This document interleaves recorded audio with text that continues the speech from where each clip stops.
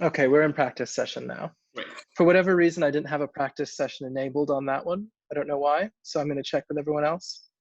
Great. Sorry about it to all the panelists present right now. We just had a little hiccup with the practice. Presentation, no? Need to share. Yeah, but now we're all in and it's just us. Great. Thank you, Harris. No worries. It's good to see all the attendees are so keen to join immediately. Yeah.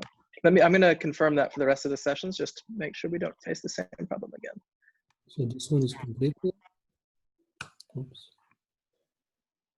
Why it is? Okay, this is what we are saying.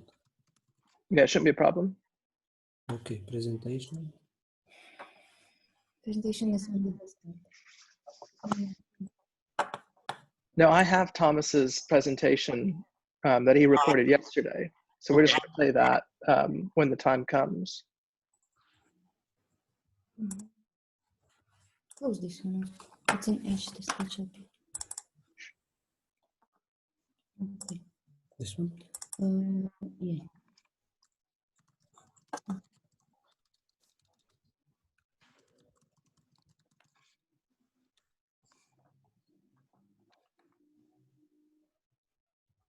So can we try to share presentation? Yes, absolutely. Let me just change the settings here and go right ahead.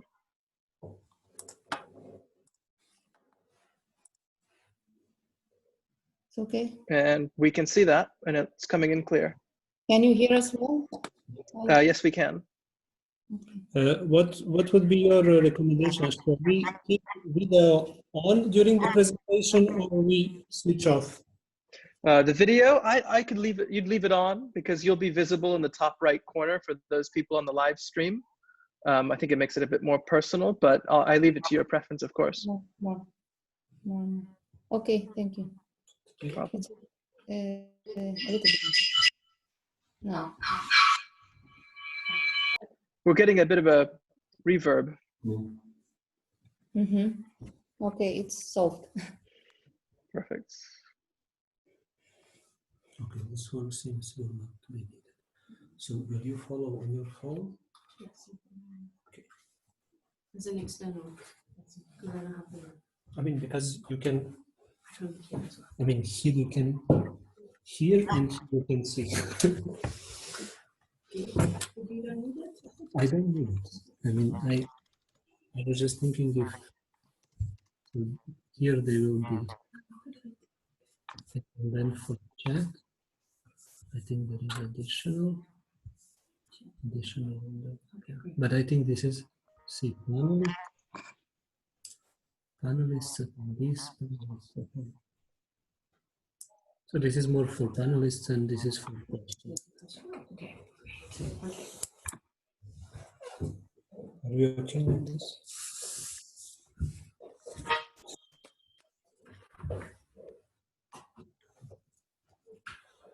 How's it going up to now? Well, it's going well. We've got a decent amount of participation as well, which is good. Okay, great.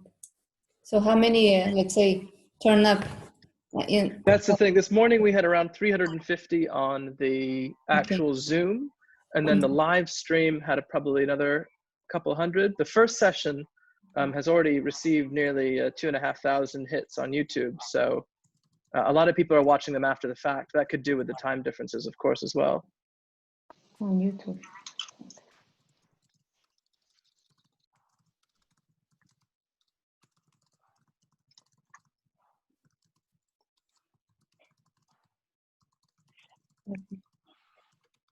That's how it will be. Yes. I mean, you just speak. If you want to mute, then it's better. Just. You can.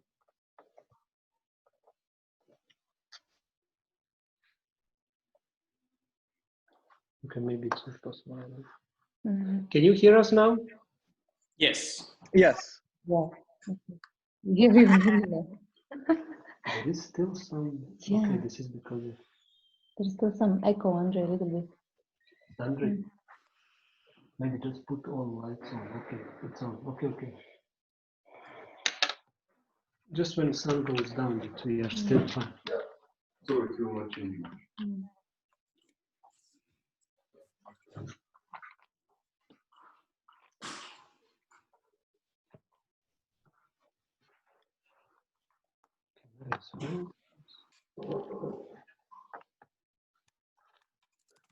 Advancing Mm-hmm.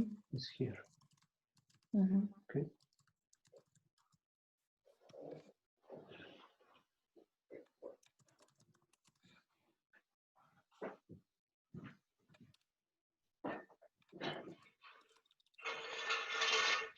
If you don't mind, I'm going to share Thomas's presentation and just make sure that comes in clear. If you don't mind, stop sharing the screen. Okay. Thank Stop you. sharing.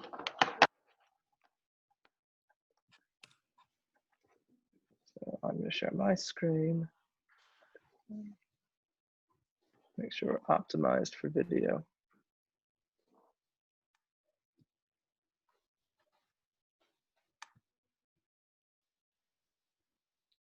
We don't hear you, Thomas. He's trying to. There is no sound. There's no sound? No. All right, let's. But I think this is recorded. This is pre-recorded. But maybe it's just introduction. Okay. Can you not hear Thomas when he speaks in the recording? No. No. No? Okay, let's see. No one is listening. Let me get rid of my headphones. Maybe that's doing it. You don't have to be there. So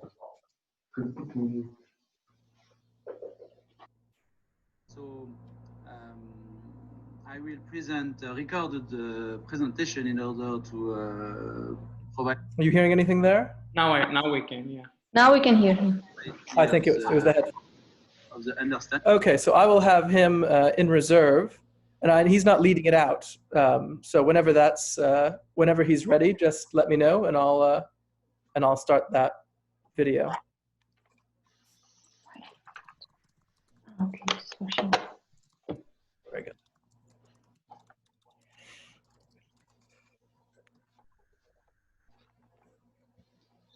So shall we then put our presentation back?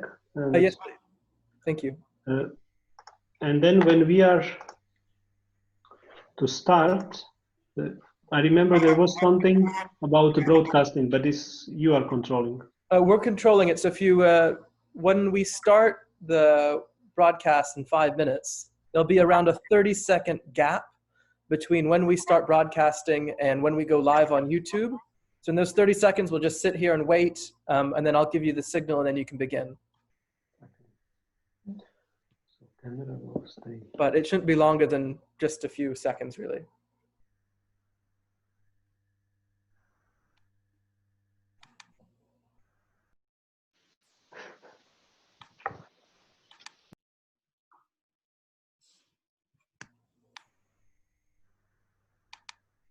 Are we still waiting on a few presenters? No, we're No, fine. from our side, we are all here. It's two of us. We have some people behind the screen that are supporting all this. Mm-hmm.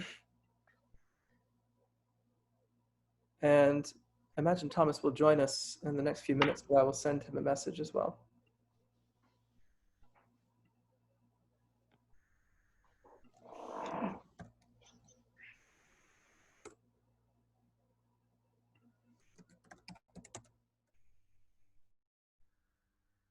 Hillary.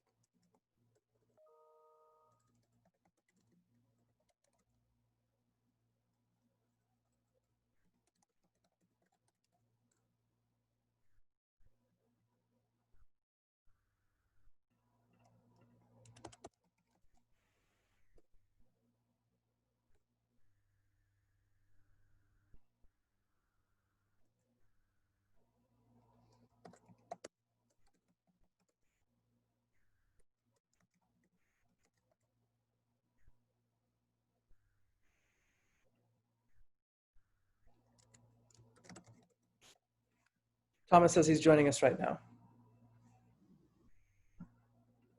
And no sooner do I say that, here he is. Hello, Thomas, can you hear us?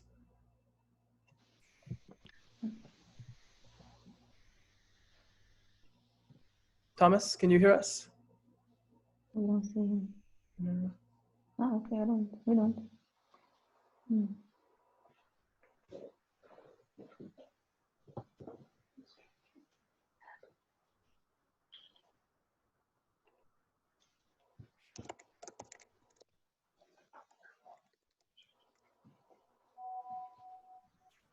We are a couple minutes away from the starting time. We'll be live streaming in YouTube. It will take like 20 seconds to be live. So in like about a minute, I will open it, if that's okay with everybody. Okay. Okay. She's not part. Should we? No. No.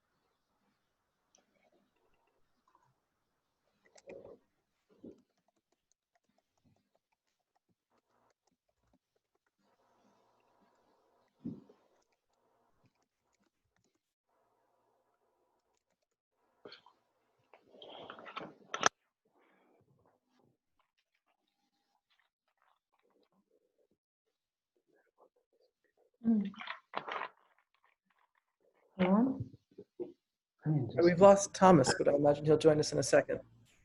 And there he is. You want to? Because there is another one. Thomas, can you hear us now? Hello. Hello. I hear you. I hear you. I hear you now. Excellent. All right, Hello, so everybody. we've hit 2 o'clock Eastern time. So I'll ask Pelayo to start the broadcast. Now we're allowing the attendees in, and we'll get broadcasting live on YouTube in a few seconds. And when that happens, I'll let you know, and you can start the session.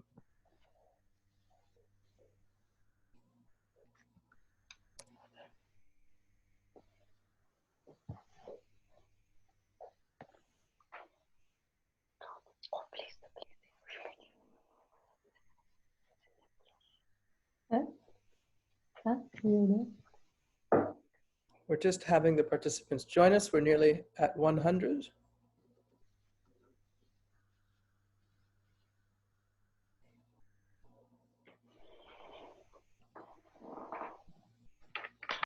Receiving messages already. Hello from Canada. Hello.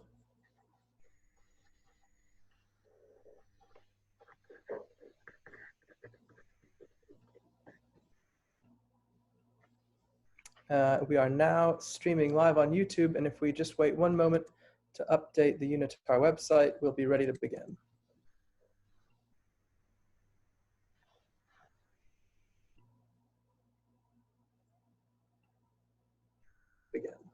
And we are live on YouTube with session 6 of the SDG Learn conference, and I will hand it over to our colleagues at the IAEA.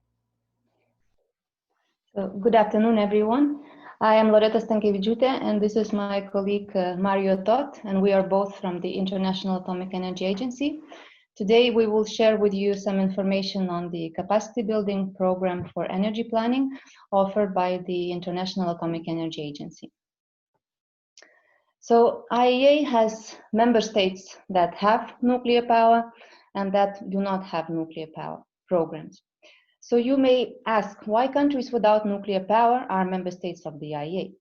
In many cases, this is due to major development challenges, such as, for example, national needs to address hunger, to deal with water shortages, to combat health-related issues such as cancer, Ebola, Zika viruses, or the ongoing pandemics of COVID-19, where agency supports 120 member states by providing the nuclear-related RT-PCR technology used for detection of the infections.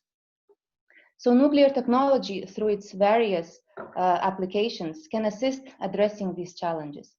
And in this way, IEA helps countries to increase scientific and technical capacities, which enhance countries' socio-economic development. Regarding energy planning, IEA support in this area has more than 50 years of history behind. And the main message that we want to convey here is that agency is not there to do something instead of member states. We are there to support them, to provide them with tools so that countries themselves are capable to analyze their future strategies and to select the strategies that best suit their social and economic development and targets. As part of our services for capacity building program in energy planning, agency has its own set of energy system analysis tools, for which we are fully responsible in terms of development and enhancements. I will briefly discuss those tools in the next slide. We also provide trainings in the use of these tools. They can be of different nature. It can be distance learning. It can be a field training or face-to-face trainings. It can be additional expert support or some regional workshops, fellowships where national experts visit the agency or visit institutions that are capable of providing trainings in their own regions.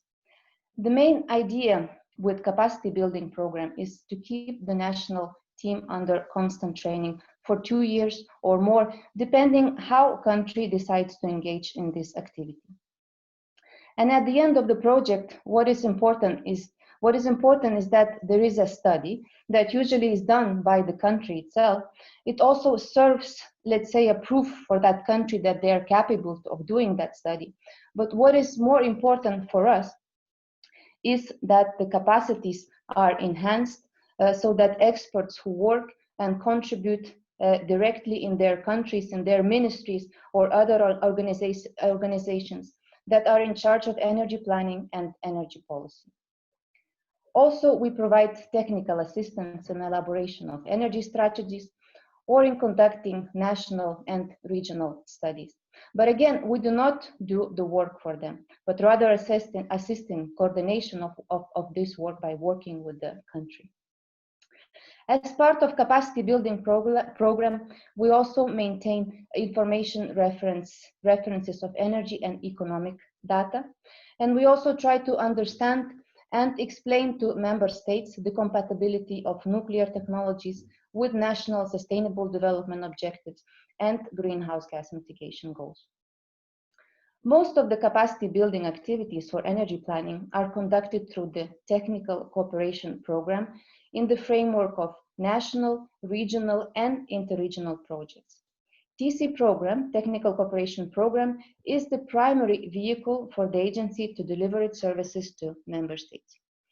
Over the years, we provided capacity building to more than 140 countries worldwide use our agency tools and models and tools. At the heart, let's say, of our capacity building program and efforts are energy assessment tools. So this is the suite of IEA tools that you can see on your slide. This suite is designed to cover various stages of the energy planning process. So from data collection, statistics, energy balances, to energy demand analysis and projections, as well as analysis of energy supply options to satisfy the demand. We also offer, let's say, some tools that can be used in a faster way for a simplified analysis to get sort of the first idea of future energy strategies. And we also offer more specific tools, for example, focusing exclusively on power generation, investment, and expansion planning, or on the analysis of environmental impacts of a particular power plant and analysis of its financial viability, or a tool that quantifies macroeconomic effects associated with the construction and operation of a particular project. So when we provide these tools to member states, we don't just provide them with the link to download that tool, we also give them a full documentation. Most of our tools have also this multilingual user interfaces. We also offer online support in case there is an issue with the tool. Irrespective, for example, if country has a project with us or it doesn't have a project with us, we will answer the questions related to these tools. It is also important to say that our tools are technology neutral. They can be applied to any country. Size of the country also does not matter if it's a small country or a big country, if it is a developing country or developed country. These tools are equally applicable and can be tailored to the needs, priorities, and relevant policy questions of the countries. We also share these tools with some international organizations, and we establish some good working relations, cooperation with those institutions. Important to note, very important to note that these tools are provided without any cost to member states. Also important to say that our capacity building program does not have to be always centered around these particular tools. In case country uses another set of tools, we will still be supporting them with the capacity building services in energy system analysis and planning.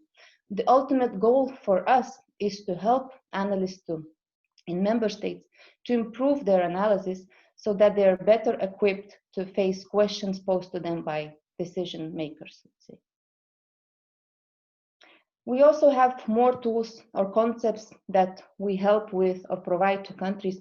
For example, indicators for sustainable energy development can help countries understand if they choose a certain path or a certain policy, then how this policy contributes to sustainable development.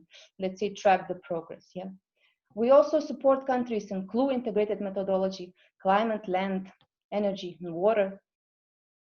This methodology is dedicated to analyze these complex interactions between various key resources and climate change. We also develop guidelines and offer workshops for the strategic environmental assessment. So now I will give the floor to my colleague, Mario, who will present the first example of our capacity building activity. Thanks, Loretta, and good afternoon and good evening to everyone. First example is about our study and our work related to Africa. We are all aware that African region is very specific in terms of development needs. There are many needs in many areas, and one of the areas is certainly development of energy systems. And in this area, we try to intervene by providing capacity building and tools for energy planning. This particular work was done over the last about 5 years, although support to African member states dates back even much further back before 2014. We had a regional project in which 34 countries of African continents participated. And inside this project, we had several aims. We wanted to make sure that all countries, after certain training, reach comparable level of expertise and knowledge in energy system analysis. And by bringing together experts from different countries, we wanted to improve communication among those countries and cooperation so that countries in between themselves can discuss and can cooperate and can design their energy futures jointly. We provided energy demand and supply analysis training inside this with a special focus on power system analysis, where we wanted to compare and assess various supply and trade options to meet electricity demand and use very big locally available energy resources that might not be possible to be used inside one country. So cooperation is necessary to develop infrastructure that would allow that energy products are moved across the continent. So we considered alternative scenarios, taking into account needs for sustainable development. So not just needs of regional integration and increase of accessibility and affordability of energy, but also security, stability of supply, and minimization of environmental impacts and stress that energy systems can pose to human health and biodiversity. This particular work that I will try to explain a bit more was done for West African sub-region, which consists of 15 countries.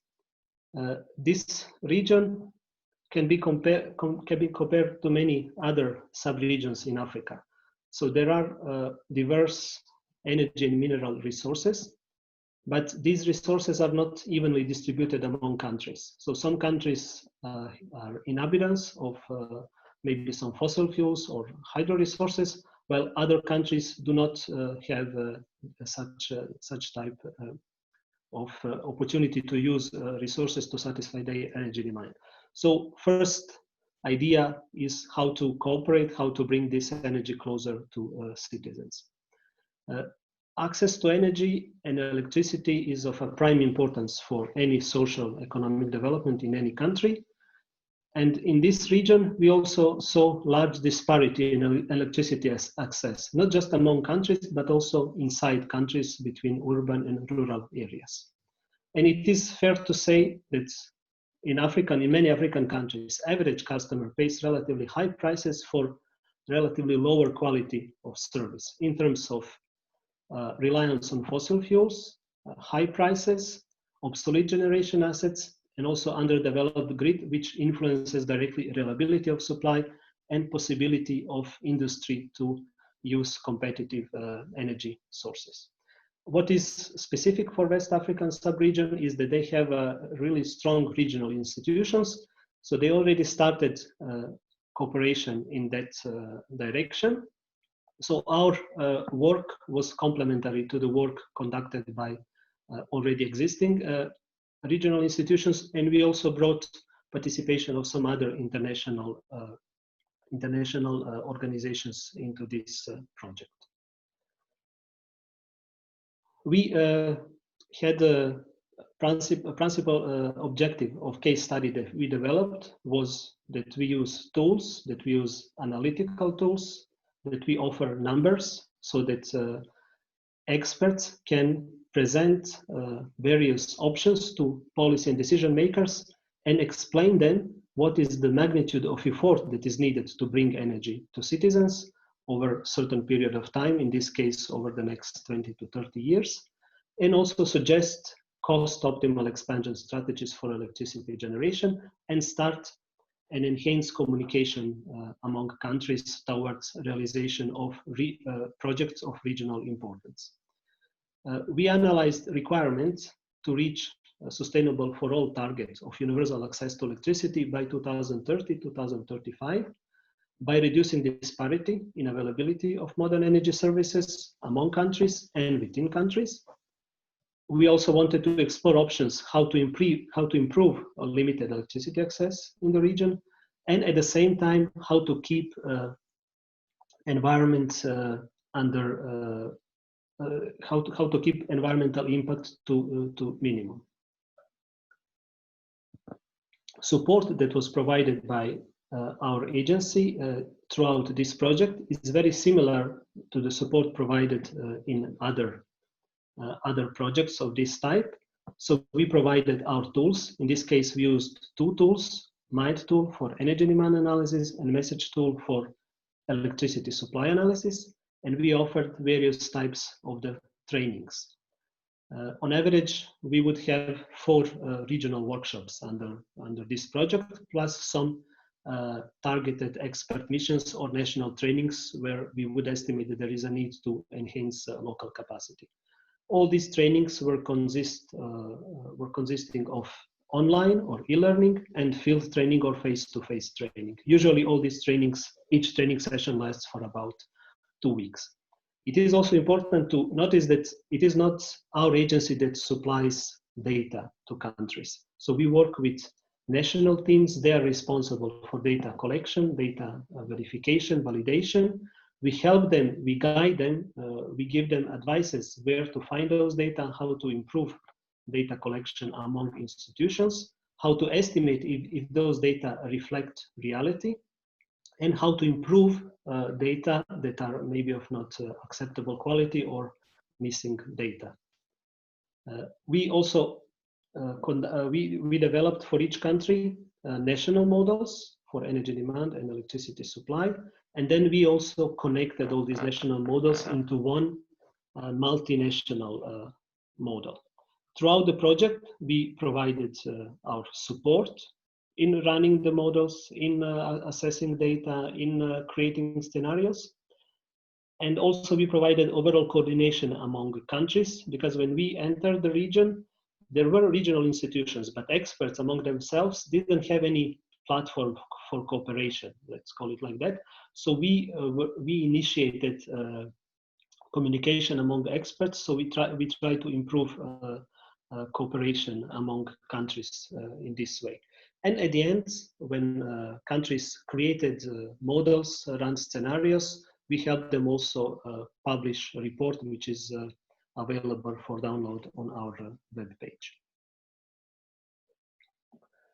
Now I will say a few words about work that was done. So it is clear that energy demand is driven by social and economic development. In West Africa, what is characteristic that population is expected to more than double by 2050. So that gives you an idea how big will be pressure on governments to provide adequate infrastructure so that all these people and societies can have access to modern energy. At the same time, there will be big change and in the urbanization level in the region, and we are expected to see that by 2050, 2/3 of the population in West Africa will live in urban areas. And this gives another imperative, how to timely develop energy projects, because energy projects really do need large lead time in terms of planning, preparation, implementation, and then they also have a very long lifetime, so they stay for a long in our energy system. So whatever we decide today, whatever technology we choose today, this technology will be in the operation for the next 10, 20, maybe even 30 years. Another component that we considered in energy demand analysis is, of course, economic development. It is a very dynamic area in African countries. Our expectation in this analysis was that GDP, gross domestic product, will triple by 2030, and at the same time that standard of living will improve by double. In the GDP per capita will improve by double by 2030. So meaning that people will have double money available for spending. And part of this spending will also go for energy purposes. When we are talking about improvement of electricity access, we consider two scenarios. One scenario, we call it business as usual, and this scenario is continuation of historical trends. Let's picture it that way. And to the contrast of this scenario, we were looking at a universal access or sustainable energy for all electricity demand scenarios. And this scenario demonstrates improved economic cooperation at sub-regional level. So it's not just improved electricity access in terms of percentage of people that have access to energy, but there are also some assumptions behind this scenario, how to reach this improved access, and this is translated into economic development. We concluded that by this improved cooperation and aligned economic development throughout the region, it is possible to increase electricity access, and it is possible to increase also amount. It is a consequence also. This will lead to an increase of electricity demand. So there is a question, so how to supply this demand, how to make it economically viable, how to make it competitive for households, and how to make it competitive for service sector and industry in West Africa. With this, we entered into development of electricity supply strategies. We considered 4 main scenarios, and each scenario adds another element to the starting scenario. So we started with reference demand, historical trends. We see a large dependence on fossil fuels, and we see relatively low cooperation between countries, so very low exchange of energy among countries. So we considered what would be the consequence if, for this demand, we improved cooperation. We managed to bring some interconnection lines. The next step was, okay, if we reinforce economic cooperation, how that will reflect in universal access demand. And at the end, if we also take into account environment, so how we could limit environmental stress and keep it at the level of business as usual development. Meaning that in this last scenario, which is the most complete scenario, we achieve targets and we do not increase costs beyond business as usual scenario, and we at the same time keep our environment in a decent condition. So main message after we conducted this analysis was that with a careful design of policies and cooperation among countries, it is possible to unlock local large-scale energy resources like hydro and gas, make electricity available to practically whole region by 2030, 2035. We reach 95 to 100% of electricity access. That will translate into increased electricity demand, but by pursuing cooperation among countries, we would keep costs at the level that does not go beyond business as usual scenario, and also that limits environmental stress, in this case CO2 emission, above the levels that we are expected to see if each country continues with their national development targets. And with this, I will just give you an idea what are possible steps in the future, because African member states are interested that we continue with this cooperation, so this project will continue in the future. We think that we managed to show to national experts and also to national policy and decision makers that knowledge is there, knowledge is locally available, that those experts are capable to analyze energy systems, they are capable to participate in discussions, that further improvements, of course, are possible, that we can enlarge this analysis on other energy subsectors and organize follow-up workshops to present results, and to further reinforce communication and cooperation among national experts, institutions, policy, and decision makers in this region. So this was about our regional experience in which we tried to help countries. And now Loretta will give you an idea of a bit different type of the project. Okay, thank you, Mario. So now we move from Western Africa, we go to the region of Caribbean and a case study of Antigua and Barbuda. So this was a national project. This was a national project. It was a 2-year project held in 2018, 2019, with the aim of strengthening the capacity of the national team to update energy policy development and sustainable energy action plan.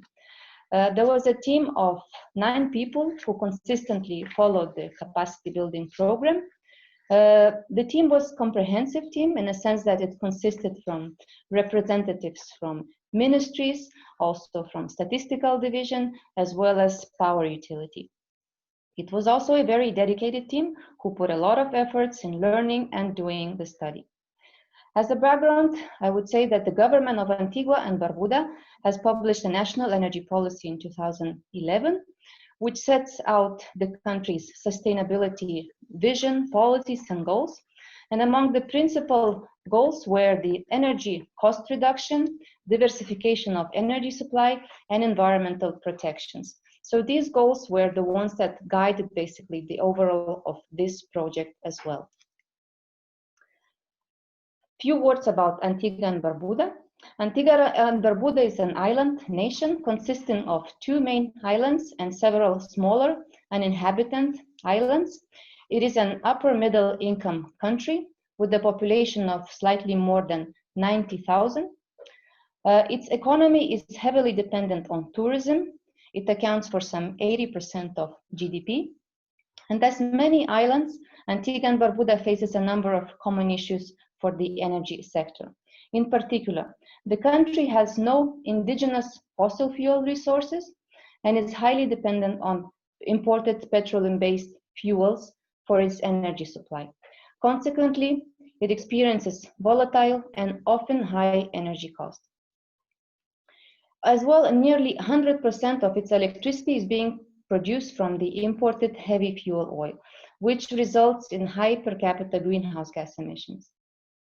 To mention that there is also no regular continuation of the statistical activities, including energy data collection necessary for consistent and regular energy balance compilation. The overall energy intensity in the country is rather elevated, and of course there is potential for improved energy efficiency in all sectors of the economy. Regarding the energy planning, these practices across institutions and stakeholders are not that well established and coordinated.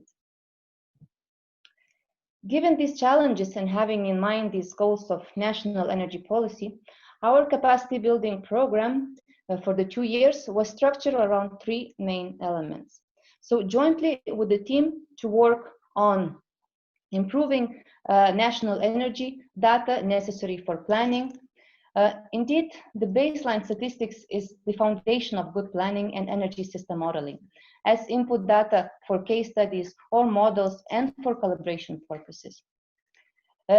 Other 2 elements, these include the model-supported analysis of energy demand and energy supply. After extensive consultation with national counterparts for the demand analysis and projections, it was decided to develop scenarios which include improvements in energy efficiencies, as well as increasing introduction of electric mobility in the transport sector. For the supply analysis, the country clearly possesses abundant renewable energy sources, such as wind and solar.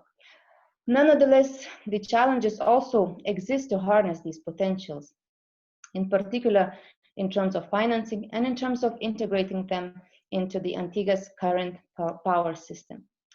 So the scenarios for supply analysis were constructed to reflect this higher penetration of renewables over time, and at the same time to analyze the system responses needed in terms of backup capacities and storages, as well as to analyze also the implications on energy costs and on greenhouse gas emissions. In order to conduct these activities, agency provided some support in terms of tools and trainings. So 3 tools were selected out of this IEA suite of energy system assessment tools to analyze the issues specific to this country. So it was the EBS tools, Energy Balance Studio, for compiling the energy balance, MIET for analyzing energy demand and projections, and ESST, it's a simulation tool for analyzing the energy supply options. Several training sessions were organized to cover each of those topics. So those activities range from online trainings to field trainings, expert missions and fellowships where members of the national team stayed at the agency here in Vienna for at least 4 weeks for continued training and working on their study away from their offices. This is also sort of the objective of fellowships, to keep the team a little bit away from their offices so that they can exclusively focus on the study. In total, the national team had around 8 to 10 cumulative weeks of cumulative trainings per year. And in between, the team was also asked to complete certain tasks. Another activity offered by the agency as part of the capacity building program are so-called scientific visits. So the aim here is that the national team visits comparable country with well-established planning practices in order to learn and improve their practices back at home. So in the framework of these projects, 4 members of the national team from Antigua and Barbuda visited the island of Mauritius and got acquainted with their energy planning processes and brought back many, let's say, good practices, in particular in terms of energy statistics and analysis, as well as stakeholder interaction, cooperation between different organizations, as well as renewable integration. Finally, we also provided support in reviewing and coordinating the presentation of final energy study at the national workshop that was held in the end of the projects in Antigua and Barbuda. This is the usual, I would say, practice to end our projects, when basically the national team presents the results of the study to broader public, not just to the core team. So some words on the work done. So basically, energy needs, as you know, and development of energy sector is closely related to social and economic development. Main drivers of energy demand are demography, economic development and its structure, as well as lifestyle changes. In Antigua and Barbuda, population growth is not so high.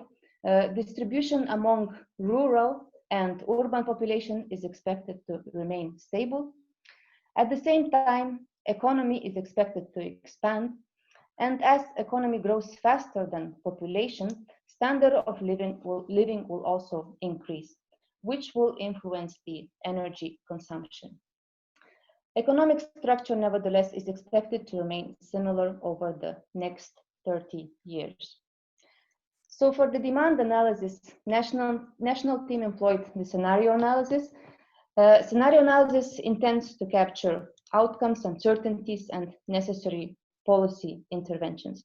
So by taking into account all these demand drivers, several demand scenarios were developed, reflecting in particular, as I mentioned, various energy efficiency measures and various penetrations of e-mobility in the future. And that resulted with the energy demand projections seen in the upper figure. Overall demand, that is the final energy demand, is not expected to increase a lot because the economy structure remains similar. You have also rather stable demography, technological improvements, energy efficiency. So all this will not lead to a big increase in demand. But still, demand will increase, and this is important because what you have today as energy supply will not be enough in the future. And inside this overall demand projection, the team also analyzed specifically power sector. So how all these changes will be translated in the power sector? How can also we analyze this in the next step, the supply options for electricity demand projected. Some important conclusions here from this electricity demand is that basically by active promotion of the energy efficiency measures, it is possible in the long term to reduce by 30% the overall electricity demand as compared to the business as usual scenario.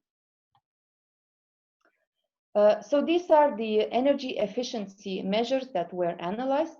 So solar thermal systems for hot water, LED lights, electric pumps for water supply, and efficient air conditioning.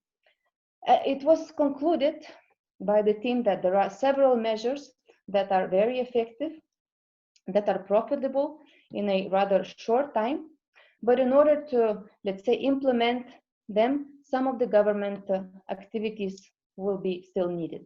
These activities can range from just pure promotion, or it could be regulation, introducing some standards, labeling, or maybe even providing some financial incentives, maybe tax reliefs or subsidies.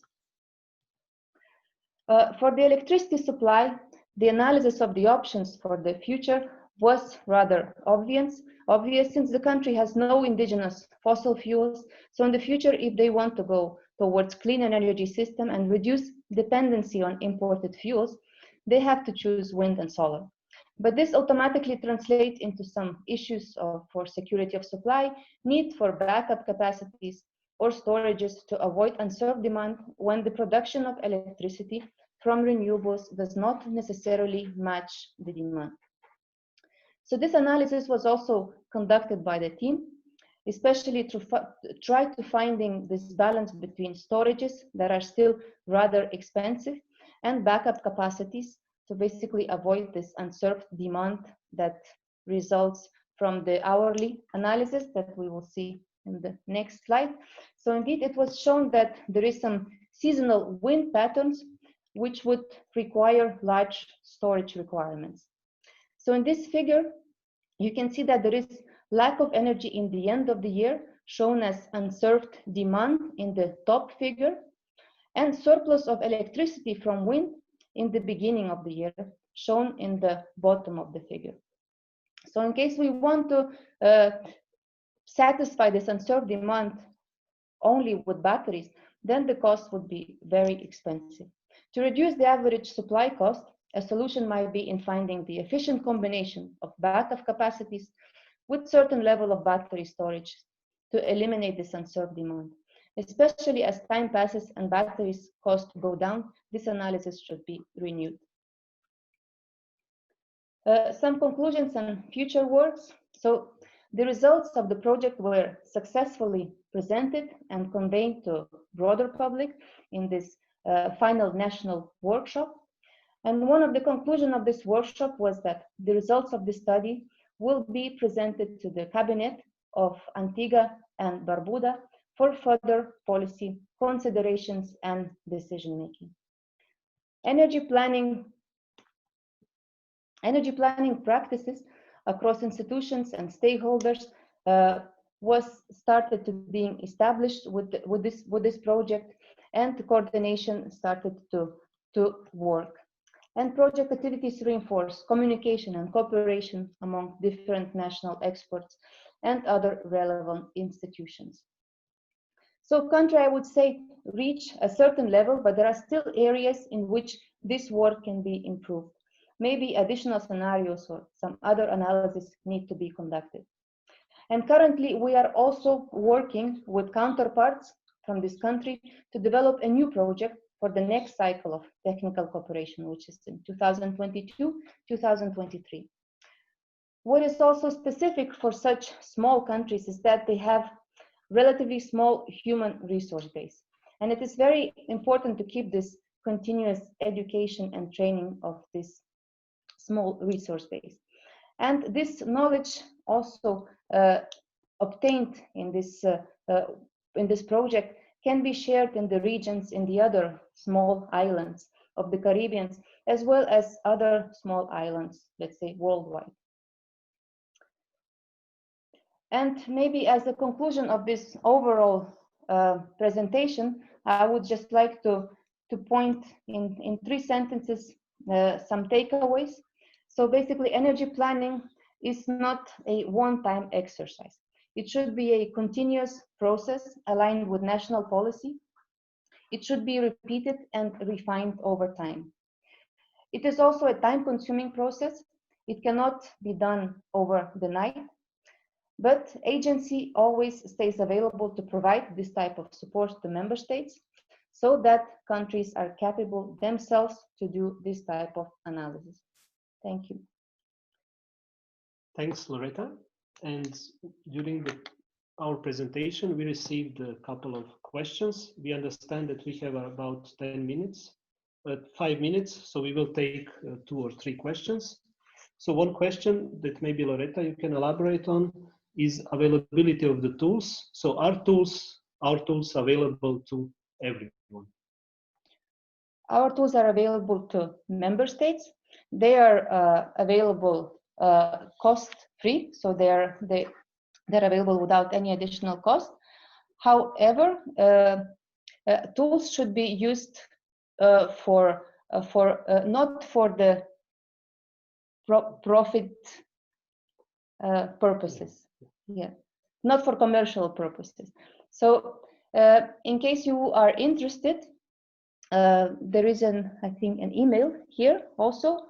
So you could just contact us and maybe we could inform you, we could give you some more elaborate information on how to share, how you could obtain these tools. Yeah, thank you. Maybe additional information. So there are many countries are members of the IAEA, and in each country there is a focal point, national liaison officer, and on country side, and then on our side, in technical cooperation department, we have project management officers, which are in charge for a certain country. You can contact those people, and you can also contact us on the email that is available on our screen.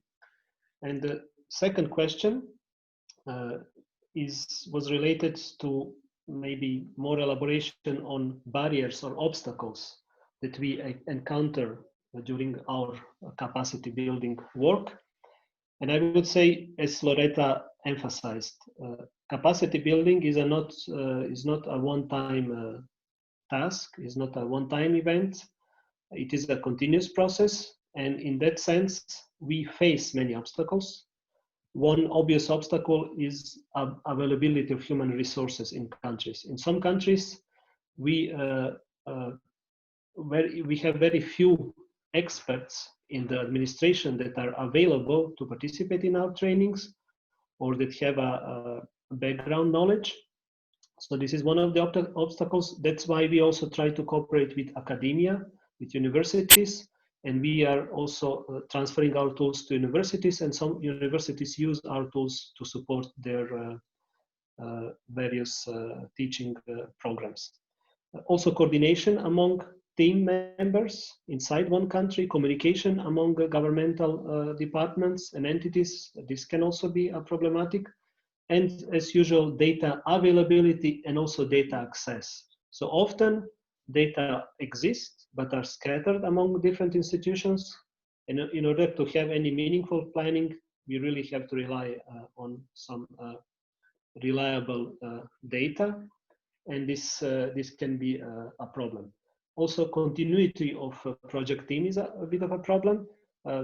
All developing countries are very dynamic, and people quickly change in administration, in companies.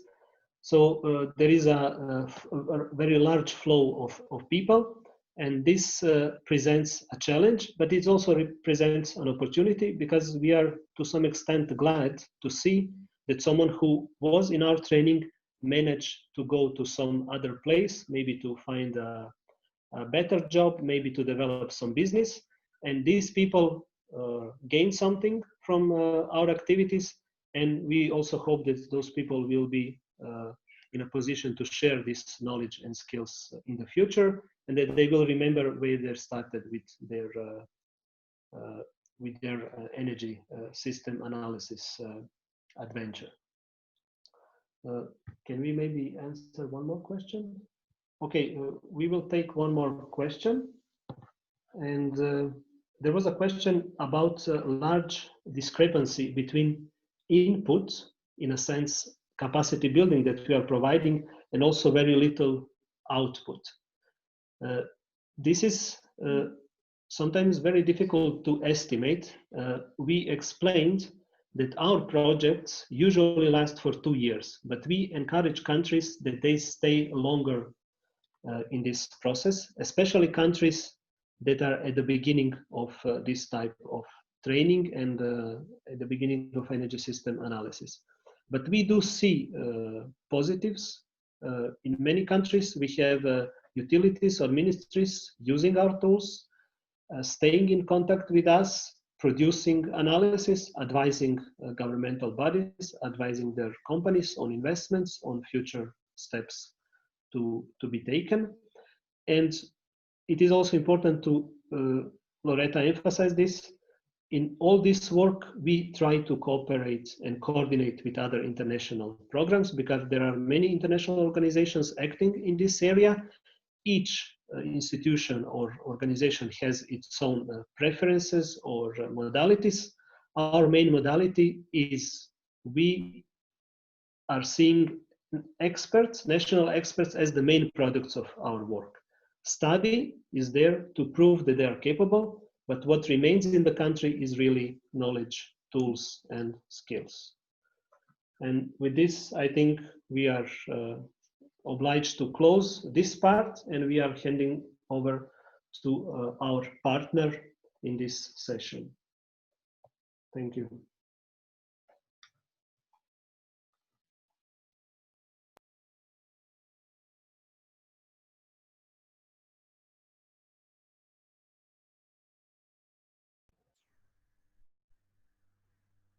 Hello, so the presentation for Thomas will be presented remotely and it's been pre-recorded, and we're going to play that right now.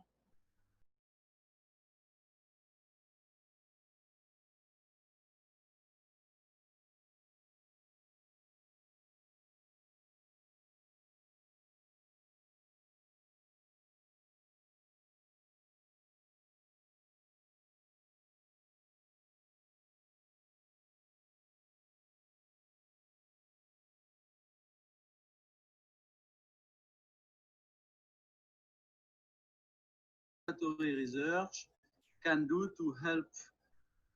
Bonjour à tous. Hello, everybody. So now we will look on what participatory research can do to help to implementing solution of renewable energies or to help universal access to energies. So I will present a recorded presentation in order to provide a good quality of the understanding, and in same time the presentation is running. I will look the remarks on the chat screen, so you can ask your questions during the presentation, and I will look them and prepare a first slot of information in order to answering all the questions you wrote during the presentation. So what we call participatory research is now a new format of education and research activities that allow to produce real solutions with non-scientists acting on these researches in presence of scientists. And the scientists are the guides, and the citizens who are the participants to these activities of participatory research are the people who will learn by doing and changing the world in same time. So we talk about participatory research, participatory science sometime, and sometimes too about citizen science. But as you will understand during the presentation, we will have some different levels of participatory research. So the aim of the presentation of today is to understand how participatory research operation of some weeks or of 1 year or more years can help to implement energies in a developing country or in a development country. So to start, few words about our NGO, Objectif Sciences International, in order to understand what we provide, what we propose in general, before to look about the question of energies and the question of participatory science solutions in details. So OSI is an NGO founded in 1992 and now present since long years ago on all the continents. And we are recognized as a special consultative status by ECOSOC of United Nations since 2011. The headquarters is in Geneva, and we have local groups in the countries where we are actors, and we can help to create a new local group in a country where we don't have operation for the moment, but where people want to create operations with us. And these local groups generate employment and local economy in the domain of education, research, scientific research, but also in the fields, in the topic of ecology, in the topics of techniques, finally in all the topics where we could decide to launch an operation of participatory research. The presence through the world is depending the seasons and depending the partnership we have with laboratories, under the format of expeditions, or under the format of school trip, or under the format of local camps for teenagers, for kids, for adults, for families, for employees of companies. And as you can see, we are present in different countries and continents, or under destination, or under local activity, where local people create and drive the local participatory research operation. In Africa, as you can see, we have a lot of countries now where we established, or we are building now local group. But in fact, we have other countries we cannot see on this map now, where already people are now exchanging with us to create local groups.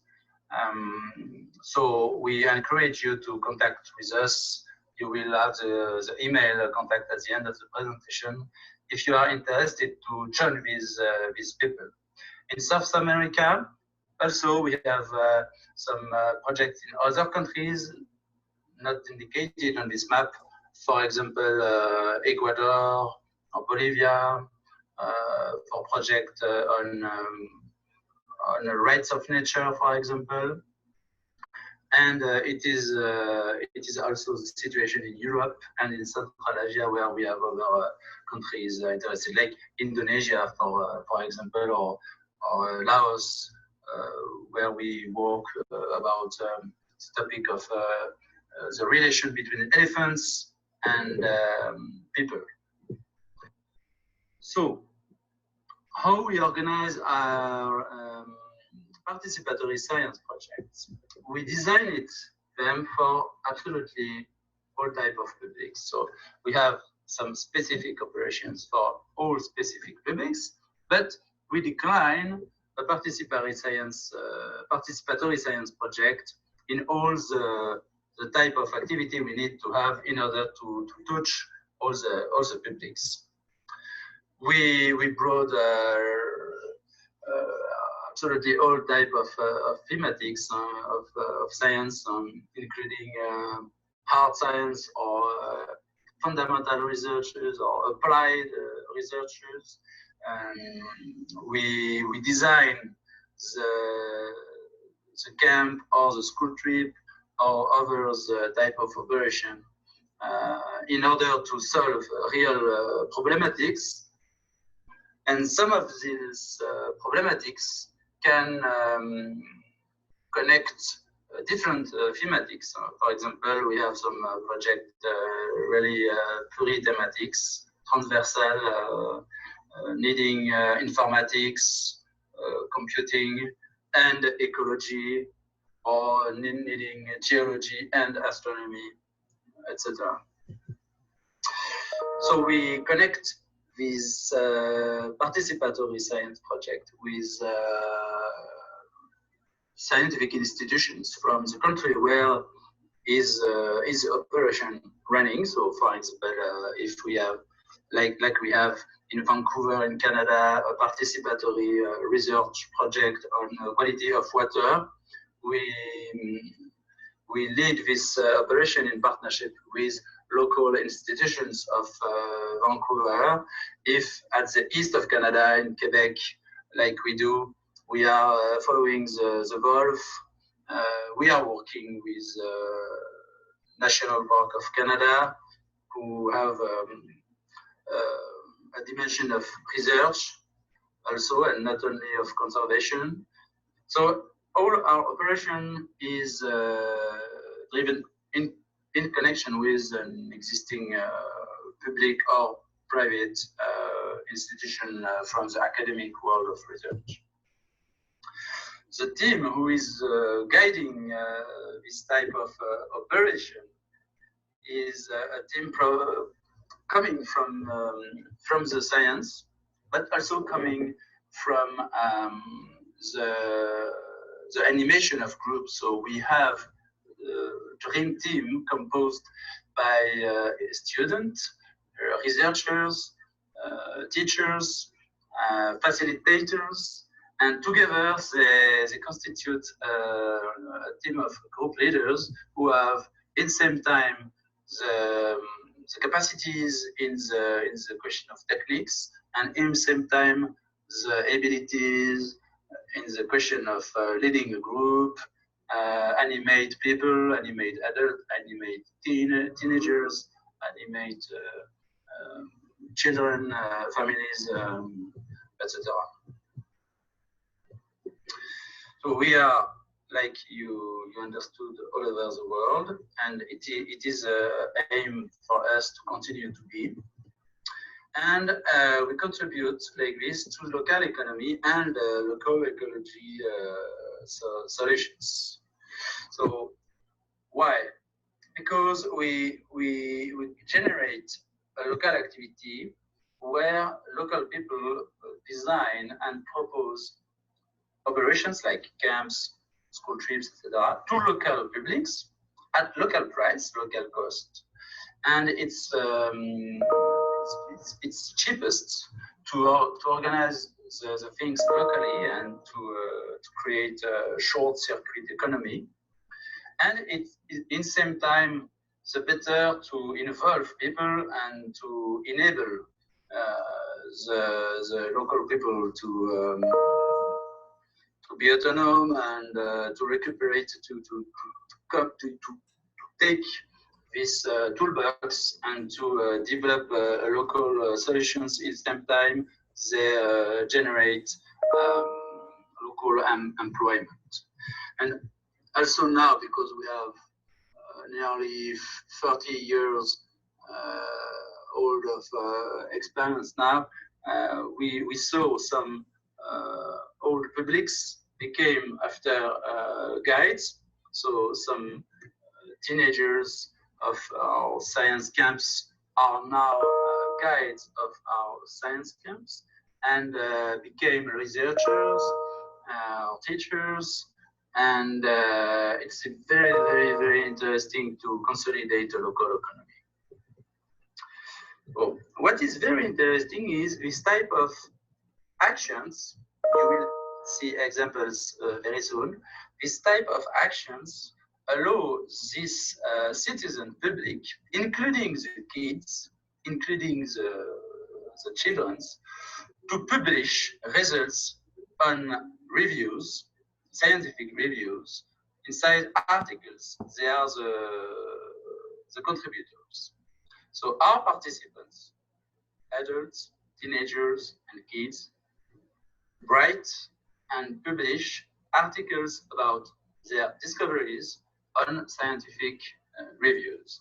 And it's very, very, very interesting, not only for the motivation of the publics, but also for the community of the researchers, the scientific communities.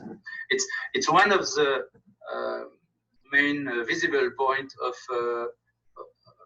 the fact that participatory research is really, really efficient. In order to connect and to touch the maximum of publics, we do really, it's really important, we do operations inside the existing format of the economy, inside the existing pipes. So if in a country all the last year of high school go to a trip because it is a tradition, in this country we will propose a scientific trip for the last year of the high school pupils. If in another country the tradition is to send the kids in holidays the summer, we will provide summer camps on science, and we will provide following the bear camps, climbing the tree camps, robotics camps, astronomy camps, dinosaurs, paleontology camps, etc., etc. If in another country it's more in local destination school trip every year in April, or at this moment in this country we will provide school trip in April on scientific topics to lead real research. It is one of the key factors in order to have a success, because we have the objective to touch the maximum of people in order to make citizen science greater and greater. Now here you have one example of what we do in research in Central Asia, in Nepal and in Kyrgyzstan, and soon in other countries where we have contacts interested in China, India, etc. Following the snow leopard, so what we call the expeditions Pantera. So since 2006, we send local citizens from Kyrgyzstan, from Nepal since 2019, and citizens from all over the world, from Russia, from Belgium, from Switzerland, from USA, from Canada, from Mexico, etc. In June, July, August, September, and on the side, crossing pass in the mountain up to 4,000 meters high, and they follow the snow leopard, as you can see with one of the pictures, with traps, photographic traps, and with genetic analysis, because we come back with the hair, we come back with the sheet, and we take all type of proof of the species. And now, so 15 years after the start of this expedition, finally we are the biggest database of genetic on this species, and the international collaboration we have with Pantera US, with the Snow Leopard Trust, with the Federation of all the universities of the 12 countries where the government are involved in the conservation of the snow leopard. This collaboration allows us to feed them with a lot of data we cannot have without a citizen science. It's a thing it's very important to understand. The citizen science can provide things or data we cannot have with traditional research. And second example is in Europe, where local people is involved in local questions, following the evolution of the biodiversity in function of the return of the wolf. So in Switzerland, in one valley called Val d'Annevier, in canton of Valais, Wallis, in south of Switzerland, every summer and every springtime with a school trip, the participants evaluate the presence and in function of this, the evolution of the biodiversity in all type of species. So vegetation, insects, big animals, fungus, all type of species. And what is very interesting here is that these kids of 7 years old could identify now more than 800 species in this valley, where the scientists couldn't do this. And as we could see in the snow leopard example, it's more for adults. As we can see here, it's also for the kids, and the kids produce these very, very interesting results. And all the identification are with a proof, so with a picture or with a sample. We produce the data and we publish the results. So these two examples was not in the energy, it was in biodiversity. So now we could ask what could provide the participatory research operations to sustain energies.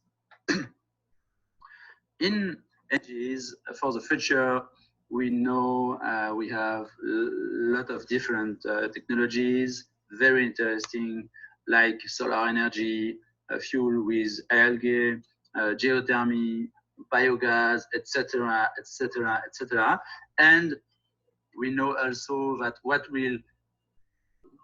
will change the situation and make these solutions winning solutions will be smart solutions like distributed power plants or this concept of web energy, etc.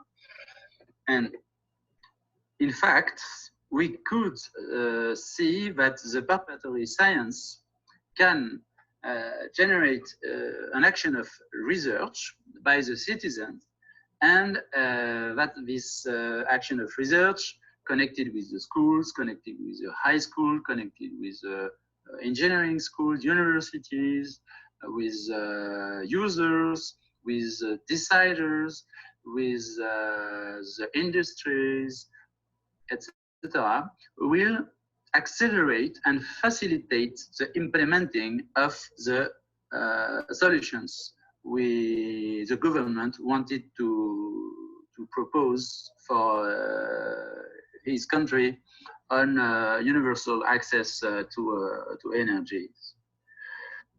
What we realized also by doing through our experience is that the participatory science helps the governmental policies, including the governmental policies about energy. Why?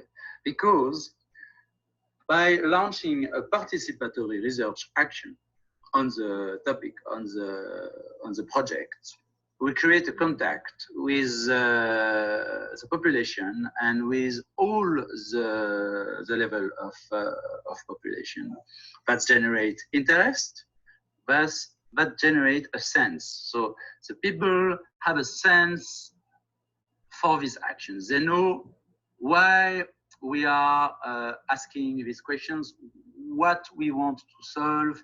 And now after this contact is established, thanks these participatory science operations, we manage to involve these citizens.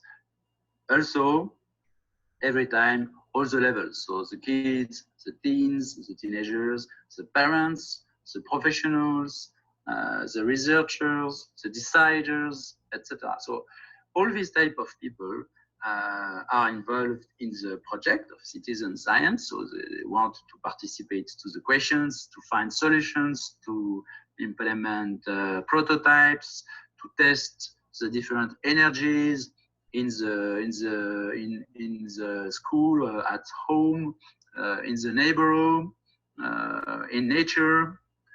etc. And they become self-actors of the projects. And at this level, we find really what we find in all type of citizen science operations. So sensitization, solicitation of the brain about all the concepts that sustains the topic. So in this example, energy, etc. So after this level of involving, we can enable all these people on the topic. So if we lead a participatory research operation on the topics of the energy the government wants to implement in the country, we will see the people who will understand why we want to do this, understand the technology, and who are able to take in charge the project themselves. We enable them on their technical capacities, we enable them on their knowledge, but also we enable them on their know-how about how to speak about this energy to other people, how to manage this energy, etc. And the participatory science will provide something very interesting, which is to go first the governmental project. So with autonomy, self-management, and the fact the people will take in charge themselves the project, will provide an easiest situation to implement and to make the new energies become users of the local population, because the customers, the clients of the solutions was involved in the designing or in the implementing of the solution. We can do a short detailing of what composes participatory research. In participatory research, we will find all these type of elements, including scientific societies and universities, including all what is Fab Lab, science shop, all what turn on the do-it-yourself or hackathon dynamics. We can find elevation of conscience about the natural rules, about the question of evolution of the society in relation with the evolution of the planet. We can find a lot of educational questions and educational practices like involvement, empowerment, participatory democracy. And we can see also some really practices concepts like the format of travel, the format of the connection between different populations, crossing the borders, etc. So, like you can see, the participatory research is really rich, and can allow a lot of really interesting projects. What is interesting also to note about participatory science is the levels of involvement. You know all the mobile applications with a lot of people can provide a lot of data from where they are through these mobile applications. But as you can see, we have a lot of people involved with this type of mobile applications. But these people are not involved at the same level we can have them involved with other things, like for example citizen science club, where we touch less people but where they can do more things by themselves, or where they can decide by themselves and create their own project. And something really interesting is to organize school trip or summer camps, because we can touch more people and involve them more again. Because in a school trip, you can involve all the network of the schools through the country, in partnership with government, because you can organize a participatory project in partnership with the Ministry of Education. And you have all the kids or all the students for 1 week, for 2 weeks, or for a club inside the school for the year. So you can give them a lot of time, and they can decide a lot of things, and they can restitute and communicate back, feedback, what they found, what they discovered, what they designed, what they created, like prototypes, after the event, so at the end of the year, for example. And it is same for the summer camps, where you can touch a lot of people, and where you can produce a lot of very, very beautiful things, where the people are really involved. We can have the same question about the level of involvement that allow the project-centered pedagogy. You can do citizen science without project-centered pedagogy. You can do citizen science by making an event or by making a mobile app, mobile application. It is really more interested if you organized your participatory research operations, leading them under the format of project-centered pedagogy, as the participants will be the actors and will be the deciders of the operation. And industrial education on the down at the left, industrial education is what you know as classical type of education in school. Everybody sit on the table and listening a teacher, and absolutely not provide involvement, because these informations don't make sense, and the pupils cannot self-identify. But a project-based learning, so where the kids, or where the teens, or where the students are the deciders of what they want to do, will provide a very magic situation. As they want to realize their project, they will need information, and as they need this information, they will look to this information and learn them, and they will keep this information for their life. Another element also very interesting in the participatory research operation is the fact you do a good deed. You can mobilize all your village, you can mobilize all your colleagues in an enterprise, or all your friends if you are a kid, and you act for the better of the society.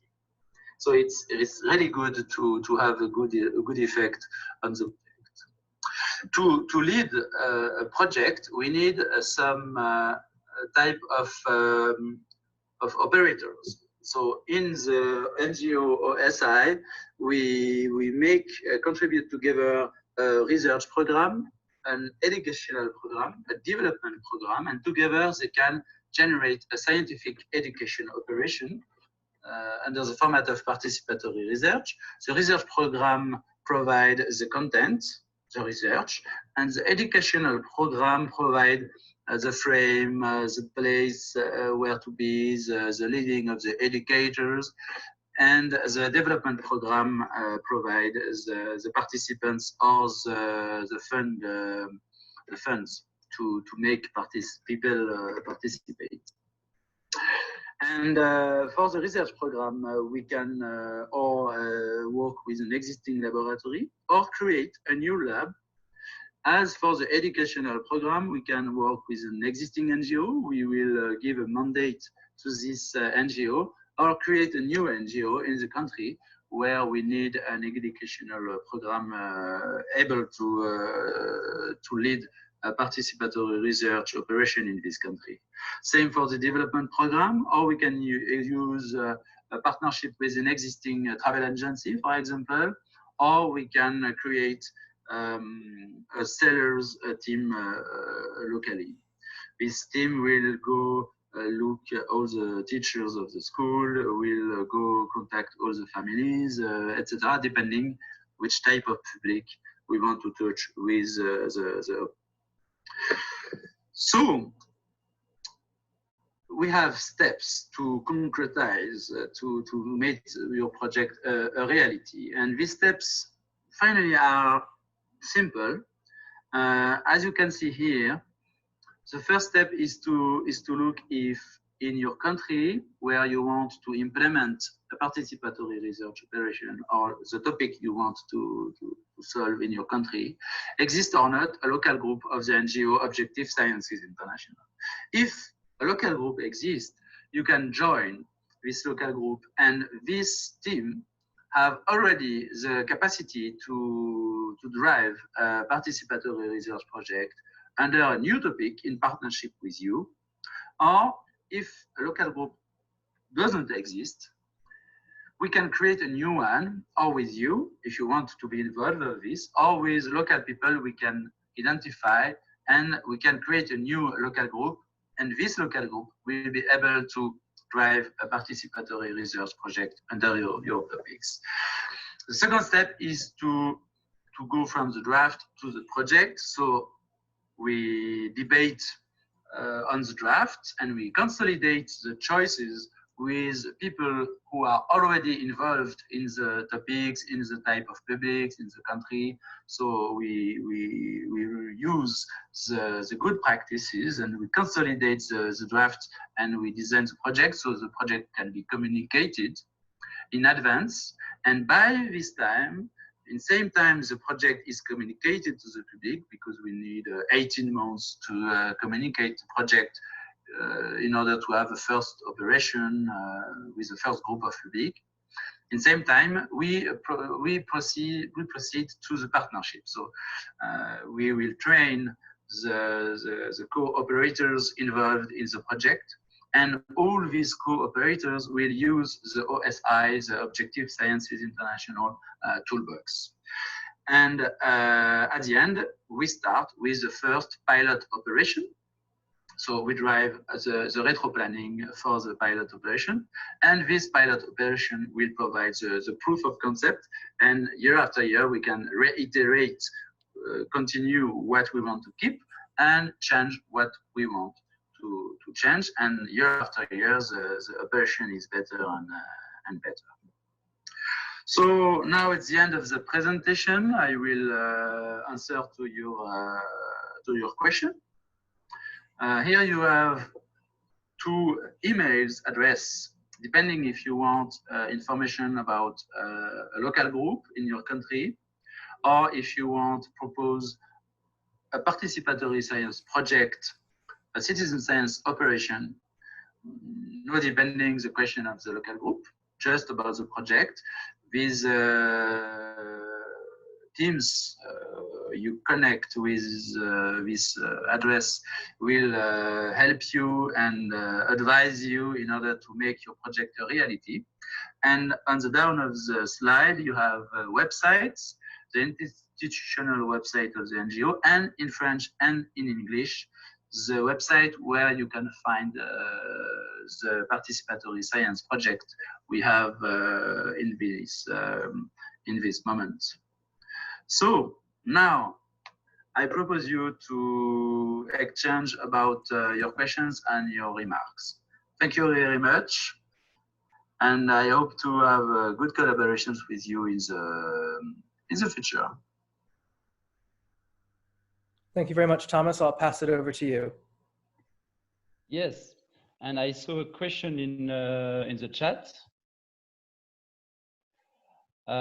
from Emanuela, Jennifer, and Christina about the access for all the publics, the mixity, and the poverty line. So I'm very happy with this question, because yes, we do the maximum to mix the publics, And what we do for this is to open the door, because some of publics trust not in themselves, so they think science is not for them or change the world is not for them, and we go in contact with them and we make them realize they can do it, and we make their hands on the science, and they realize they can do it. And we work hard for make the science more mixed with the girls, with women, with all type of sub parts of the society. And it's very powerful because like this we reach what we call the community-based learning. So the learning is stronger because the publics learn, and sometimes they provide solutions to their own community. So after we change their point of view about the world, and we propose them also local solutions. So it's local economy, local projects. So we don't need money. In very poor countries or very poor regions of some countries, some people can be educators, scientific educators for local publics, and transform these publics in actors of their own future. So yes, it's very important for us. The citizen science could really be citizen science. I don't saw other questions, but if some of you have, I can answer. And of course, you can write us to our email.